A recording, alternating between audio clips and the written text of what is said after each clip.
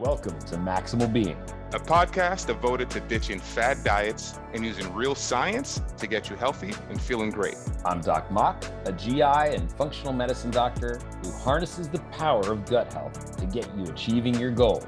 And I'm Jacky P, a well-informed layman who challenges the experts and asks the questions that you want. Don't forget to hit the subscribe button or leave a comment. And now, on to the show. Hello, Maximal Beings.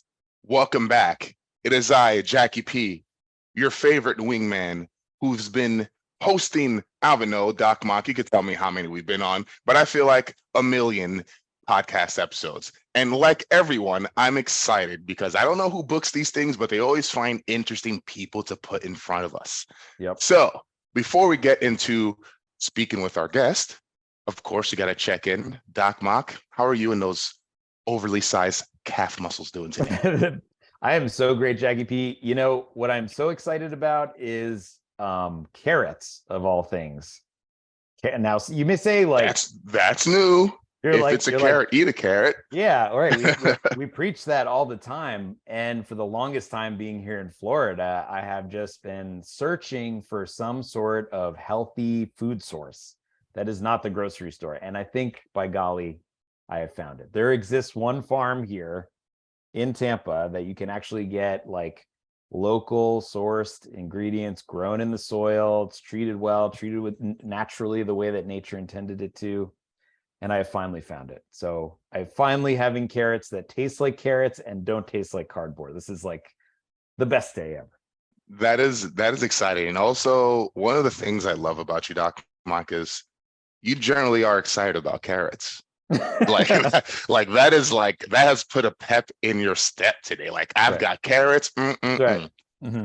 You know, funny story about carrots, not to diverge our little intro here, but they weren't originally orange. They were actually grown to be orange in honor of my ancestry, the Dutch monarchy, to honor them.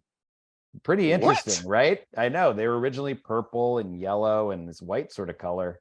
And so the Dutch people genetically engineered them to honor their monarchy, and they're orange, and they've been orange really ever since. But anyway, for those of you that have not listened to us before, I am Doc Mok. I'm a therapeutic endoscopist, which is a fancy type of GI doctor that removes, treats, diagnoses GI cancers. And I'm also boarded in functional medicine. I'm here with my co-host with the most, Jacky P. Definitely your favorite layman. And if not, you better listen to more episodes. Back to you, Jacky P. Thanks for having my back, Doc Mok. That's why I love Always. you. Paleo, keto, vegan, and carnivore. Maybe you've tried them all, but did you have success? Are you still doing that diet? Turns out there's not just one diet right for one particular person. By understanding how your body works and the relationship behind your body's workings and these diets, you can then approach the perfect plan for you. In the Perfect Human Diet course, we talk to you about your body's inner workings and the pros and cons of each plan. We discuss how our ancestors ate and have eaten, and lay a framework to tailoring a plan that is perfect for you. To learn more about the Perfect Human Diet course, head to maximalbeing.com/courses to find out more. And as always, I'm Doc Mok, and I'm here to maximize your health. You cannot supplement your way to health, but there are things that we need to add to our lives that can maximize our pathway to wellness. The American diet is virtually devoid of omega-3 fatty acids, which play a major role in cardiovascular disease, gut permeability, and mental health. Personally, I take omega-3s every night, and iHerb is the best place for clean, natural sources of supplements. I love the ZenWise omega-3 fatty acid supplement, which is free of fish burps and good for the environment. Head on over to maximalbeing.com/iHerb, that's IHERB, and enter the code B as in boy, D as in dog, B as in boy, 5528, and receive 10% off your orders for all supplements. Maximize your supplements with iHerb. Our guest today, extensive background. I think we're going to have a very fun origin story because it bounces all over the place. It goes to comedy improv, which is obviously probably one of my favorite backgrounds, to oil and gas explosives, soccer, mechanical engineering, right? Self-proclaimed mad scientist. So this is going to be fun. I'm expecting this to be fun. So Chris, hello, how are you today, Chris? I'm doing wonderful. Jacky P, docmok. Thank you so much for having me. I have to, if we're going to wing it on carrots, docmok, I got to share this little tidbit, right? And I think in one of your podcasts that I listened to, you're a fairly new father. Is that still like, maybe it was an older, right? Yeah. So we Still have some new. friends or actually heard of some friends. So this is through my brother-in-law, who convinced their kids that the greatest reward they could ever have is a baby carrot. So instead of like the Snickers bar or whatever it is, a parent might entice their child with, they've convinced their kids baby carrots are the thing. And if like they're misbehaving, if you don't want your baby carrots, then just keep acting the same way you are. I don't know. You might want to add that. We're going to have to think tank that one a little bit. Yeah. We might just have to have a podcast specifically devoted towards that. Yeah. Can we have them on the show? Because that sounds like something I could think. Sign me up for that. Yeah. Right now he has gums, but we'll get there. Yeah. And also low key, this, the carrots has not paid us for this, by the way, folks. Right. The carrot, big carrot industry isn't funding this podcast. No, nothing for but big people eat carrots. Yeah. Carrots are dope. We're amenable. Yeah. If you're out there, big carrot. Yeah. But Chris, as always, I touch very quickly on some of the highlights of your background, but please, for the folks listening, for the folks who don't know who you are, please give us your superhero origin story. So superhero feels a bit grandiose, but we'll kind of roll into, it turns out that I am a supplement guy, and the story of me getting to a supplement guy is very different than any other person who ends up being a supplement guy, I think. In fact, I have this theory that there's two ways people tend to become supplement guys.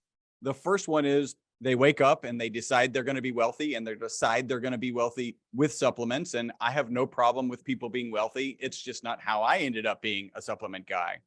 The other is people have kind of their own health concerns, or maybe the health concerns of a loved one, and they solve that with some protocols and potentially some supplements. And now they want to go out and save the world. Hopefully it doesn't surprise you. I am not against people saving the world.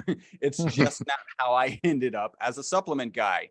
I've been manufacturing this molecule, right? So if you're listening, I'm holding up a model of a molecule that looks like a soccer ball, where the lines on the soccer ball represent the bonds between the carbon atoms.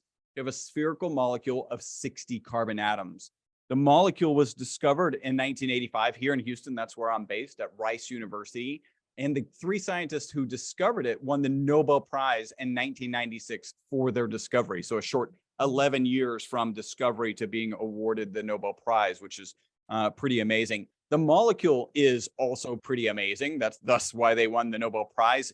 It has amazing industrial application. So it performs as well or better than the current best material in almost every application. It makes better inks, it makes better tires, it makes better batteries, it makes better photocells.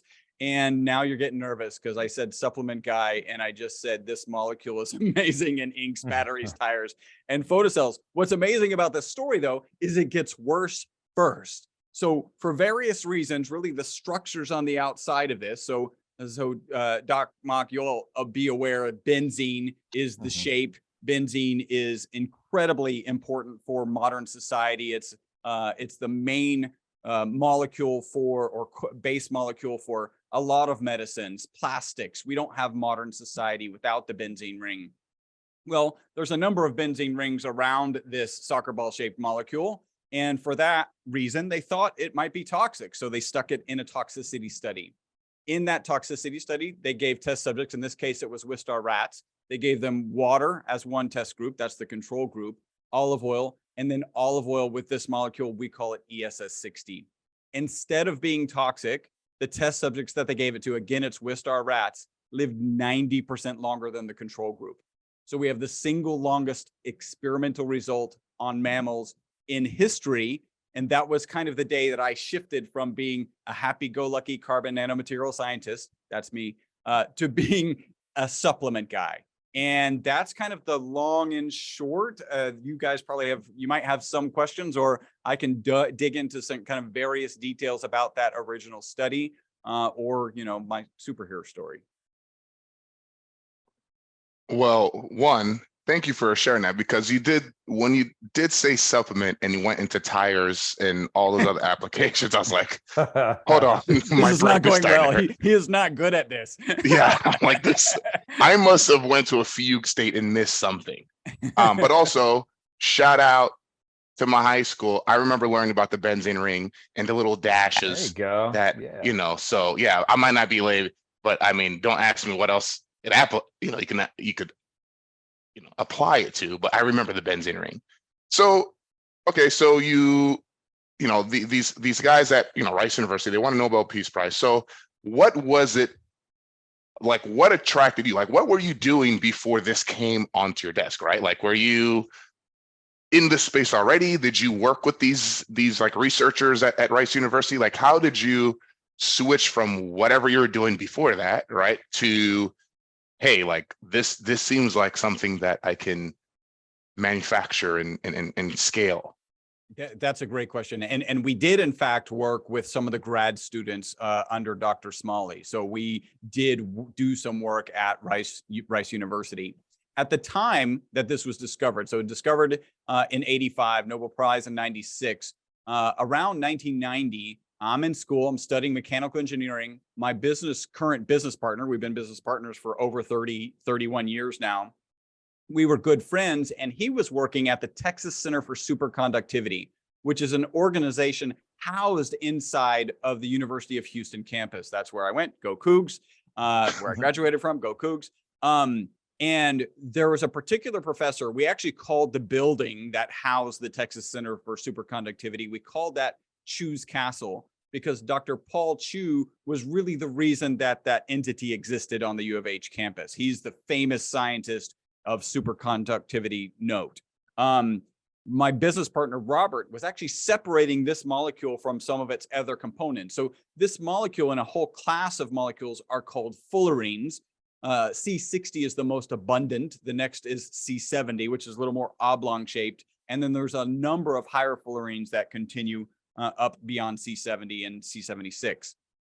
My business partner was separating those molecules from each other. It turns out that, not only is this great in inks, batteries, tires, and photocells, it's also superconductive. It's not better than some of the superconductive molecules that are currently available, but it is superconductive.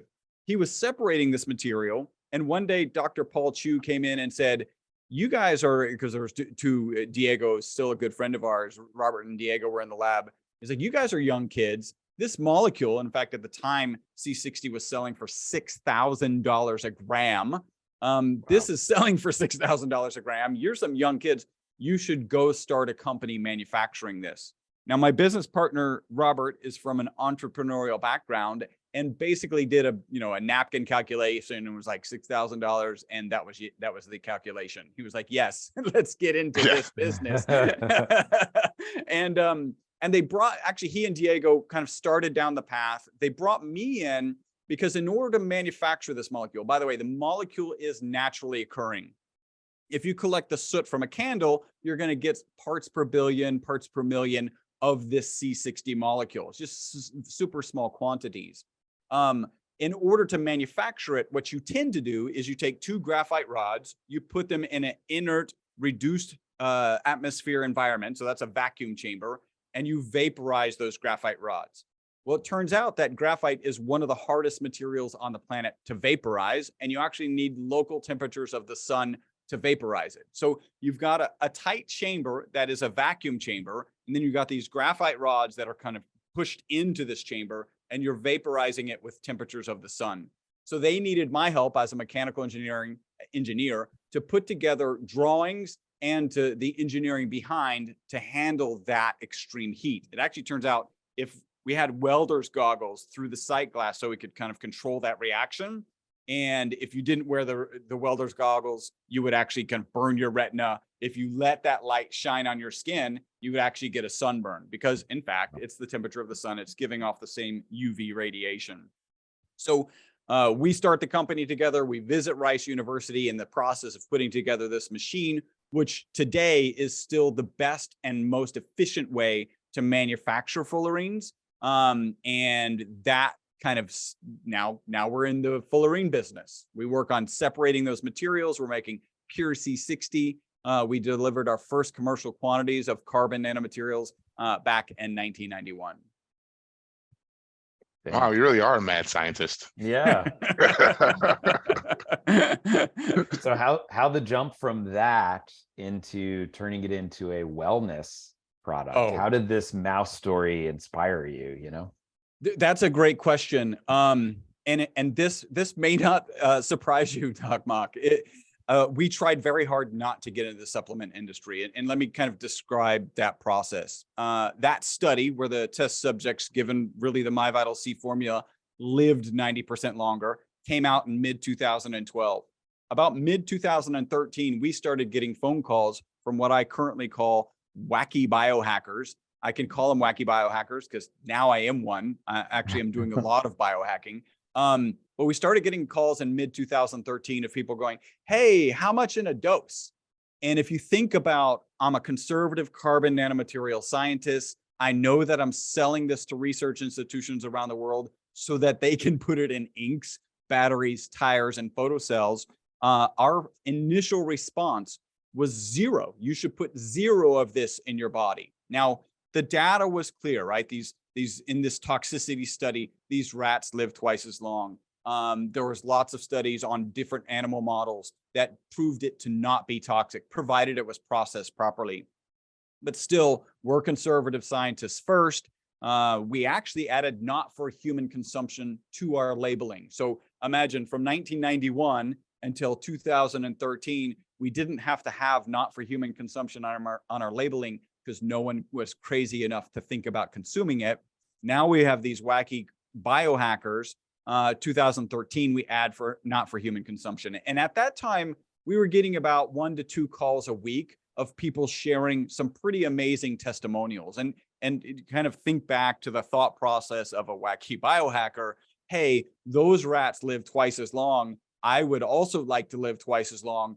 That is the obvious reason why they started taking it. Not saying that that's a something that's going to happen in humans. There's a translation or a process that we need to educate ourselves so that we understand, yes, it does or doesn't happen. But that was the thought process. Those who were taking it would call us and say, hey, my hair is growing faster, my XYZ pain is going slower, and has been relieved. And literally we're on the phone going, you mean the knee pain of your rat, right? Because it literally said not for human consumption on our labeling.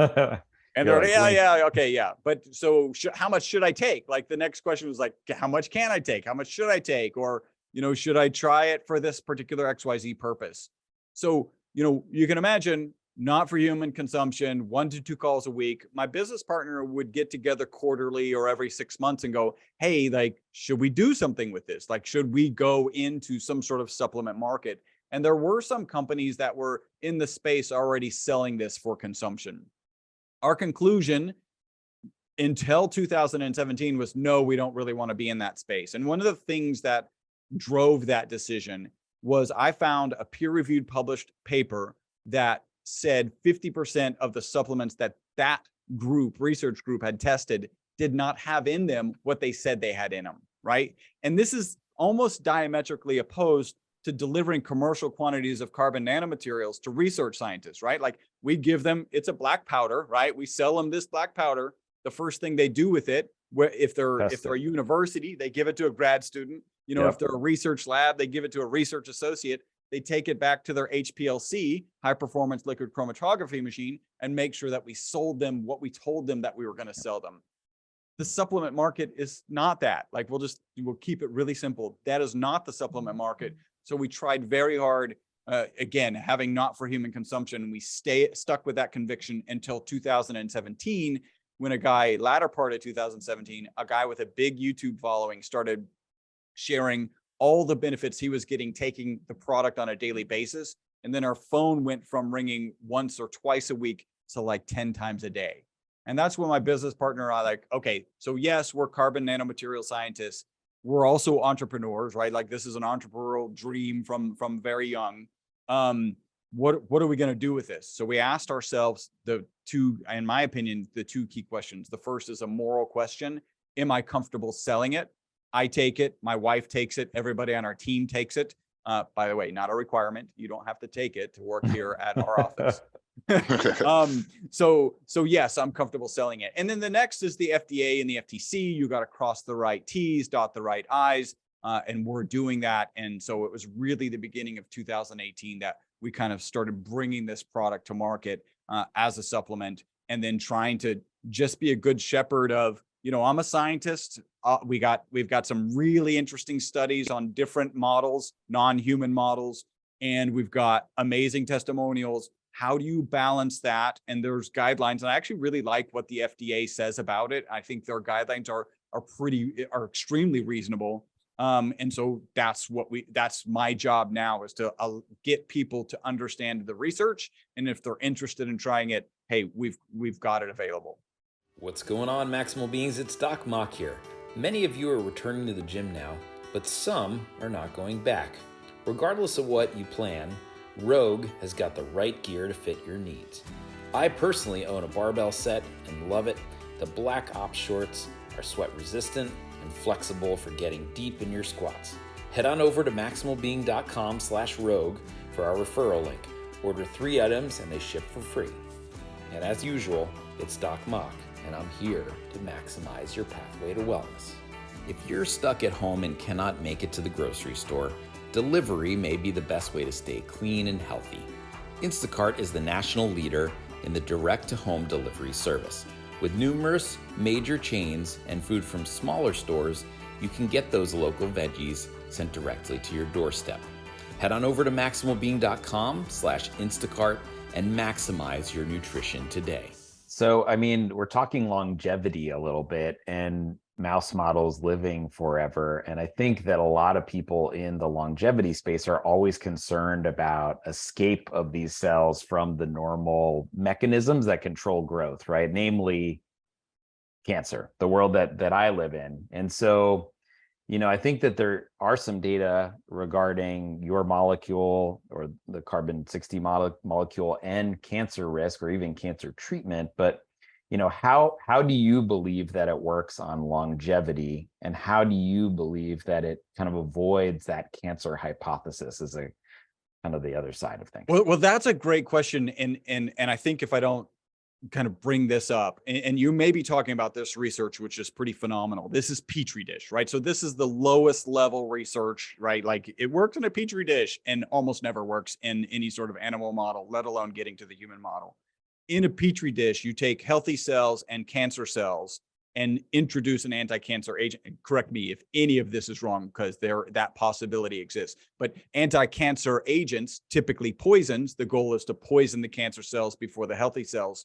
When you have the C60 molecule present, right, it increases the efficacy of that poison against the cancer cell and actually has protective effects for the healthy cell. Now, that's not an answer to your question. That's just something to share. I don't know if that's the research that you saw. There is actually a patent related to using C60. Again, for human consumption, we call it ESS60, using ESS60 as a cancer protocol in pet protocols, right? And there's a patent related to that. When you go back and look at the original research, just one last thing, one of the phenomenal pieces, and I had my director of research one time came to me and he said, listen, that research paper could have been 5 different research papers. It was extremely comprehensive. One of the outcomes of the paper was that a typical Wistar rat lives 32 months and has a known amount of tumor mass in its body. The longer it lives, the more tumor mass it has in its body. Even though the MyVitalC rats lived out to 62 months, again, 90% longer, none of them had any tumors, right? And you'll appreciate this. I speak to people all the time and like, oh, cure for cancer. And I'm like, no, let me repeat that. No, that is not even what it says. And there's a big difference between dealing with a cancer that's metastasized. Again, I'm touching in your waters. Please correct anything. And being a cancer preventative. Like we know things as good as simple as a good night's rest consistently, right? Not just one. Good nutrition, exercise can be cancer preventatives. Or in this case, it's more appropriate to say tumor preventatives, right? Because there was no indication that those were malignant tumors, I think is the right phrase. So that was one of the pieces that comes out of it. When you think about, or when the medical community thinks about aging, they often attribute it to inflammation and oxidation, right? I know there's debates about that, but that's where a lot of the medical community hangs it. It's interesting that we check both of those boxes. And according to the FDA guidelines, I got to be careful how I speak about this. So in terms of an antioxidant, there's an ad hoc study on the web, 172 times more powerful than vitamin C. There's peer-reviewed published research, and this is in a rat model. I think that's actually a mouse model where it's 125 times more powerful than vitamin C, right? So we do tick or seem to tick that antioxidant box. The next is inflammation. And what the FDA, and I think you guys did something where you're talking about a lot of I think it was your gram. What was it? Scram or scam? Something like that. Scam or scam, yeah. So they were talking about inflammation. Love what that episode. The inflammation to the FDA. Yeah, I enjoyed it. I actually watched the whole thing. Inflammation to. So go back and listen to that episode. Yeah. So inflammation to the FDA and to, I think, most of the medical community is disease, right? Like they draw an exact equivalent. And, as a supplement, I'm not allowed to say I cure, I don't know, whatever the disease is. I'm not allowed to say that. I'm also not allowed to say that we have an impact on inflammation, except as it relates to exercise inflammation. So that is a positive thing that I can say. Our product does have a positive impact on inflammation caused by exercise. In terms of, to carry that one further, we do fit perfectly. Our base oil and the recommended oil is olive oil. We fit perfectly in an anti-inflammatory diet. The blue zone people, those people who tend to live longer, we definitely fit there. Now, those are the first two reasons. And then I've got a theory that I'm excited to kind of share, unless you have any questions about that.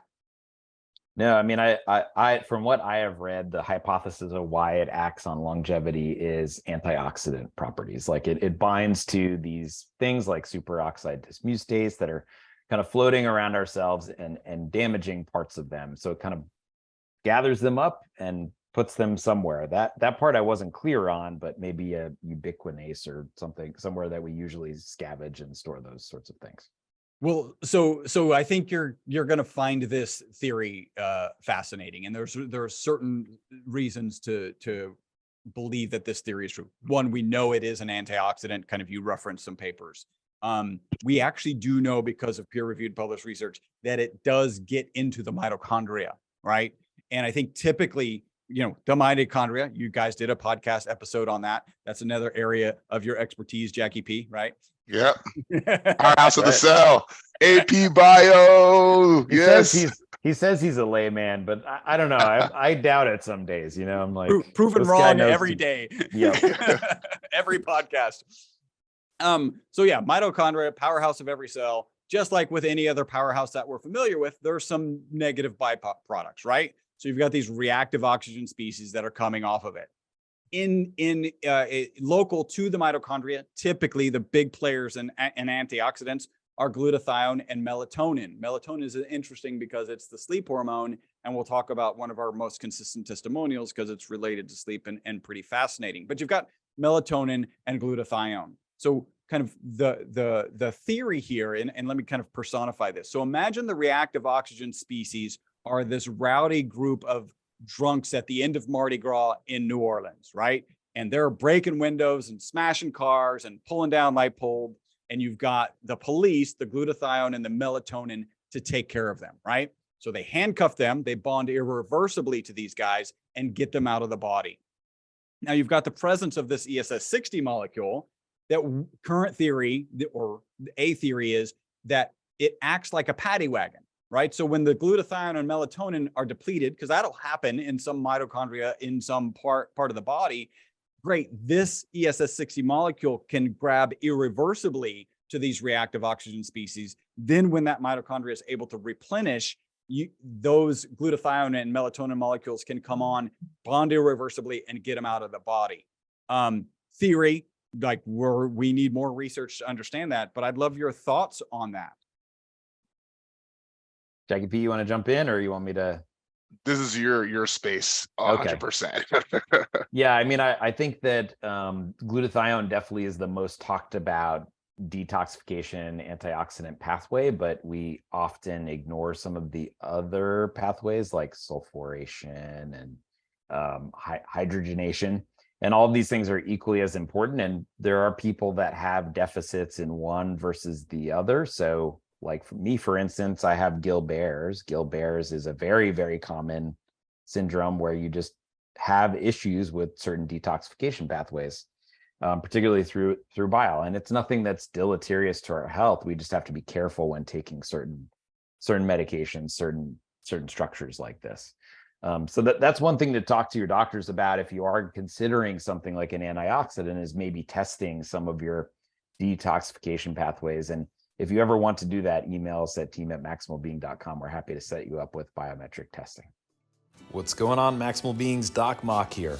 If you haven't done so already, leave us a comment and hit the subscribe button. Let your friends and family know. That way we can get the word out and continue to bash the bro science.